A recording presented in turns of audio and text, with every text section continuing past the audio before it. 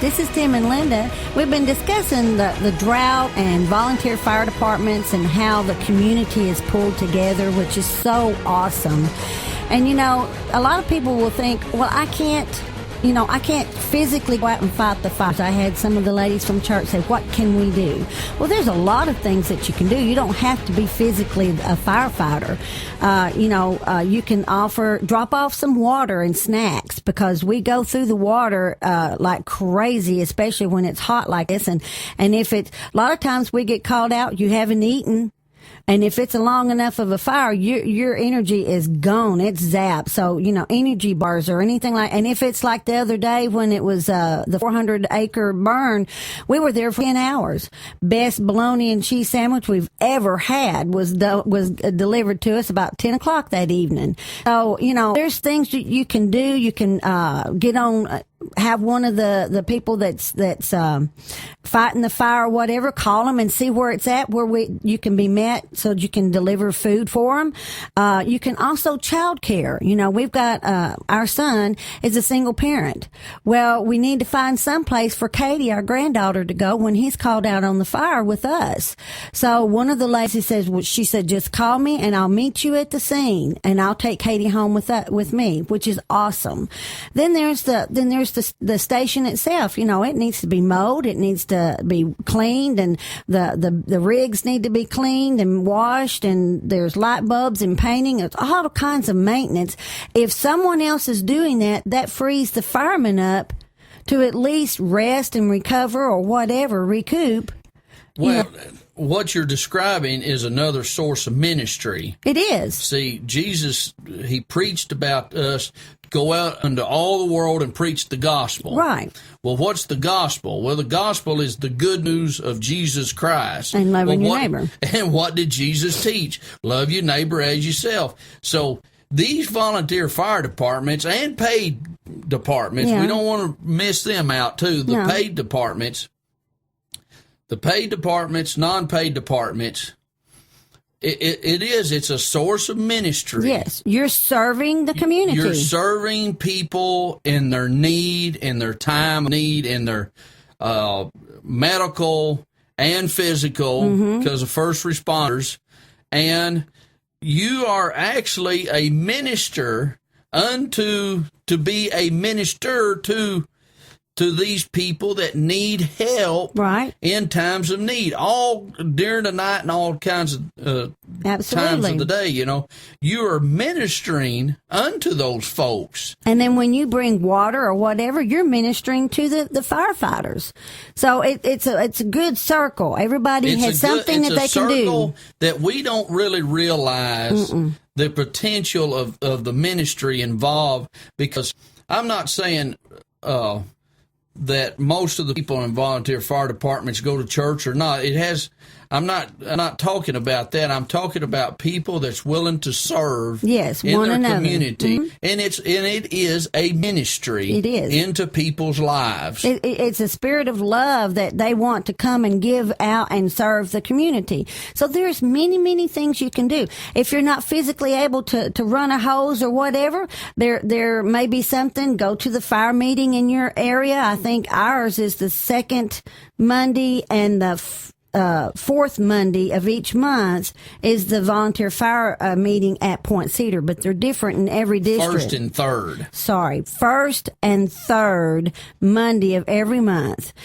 But on the other hand, with all this said and done, there's been some things, like trucks, dying out in the field, and trying to, keep these old rigs going and running out of gas and the element of danger.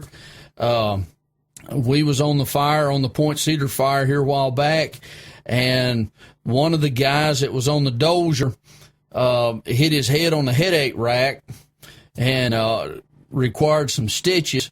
And then there was another dozer. He was on top of the mountain and blowed part of the track off, and the fire was coming up one side, and he was needing to go down the other side, and one of his tracks was half messed up. He'd blown a cleat off of his track.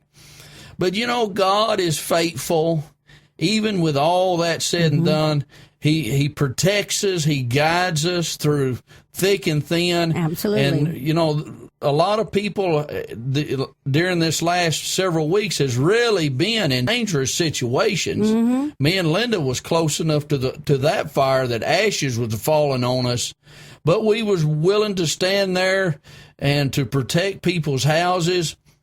Well, that's what you do. And of course, you've got the criminal element that's running through rampant.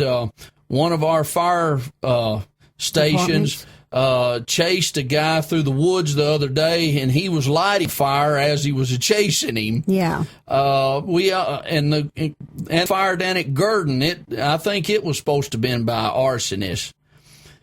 We also have the criminal element, but main large, we have a great group of people. Yes. You know, not just in Arkansas, Oklahoma is suffering just as bad as we are.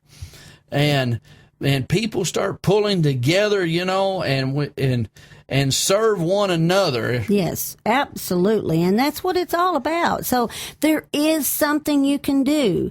Call the department and ask, what is it that you need done? So, I mean, there is something besides being on the front line of fire. A lot of the volunteer fire departments have a ladies' auxiliary, you know, where they raise money through cakewalks and different things, you know, to fund the equipment. And boy, the equipment is just outrageous for these volunteer fire departments.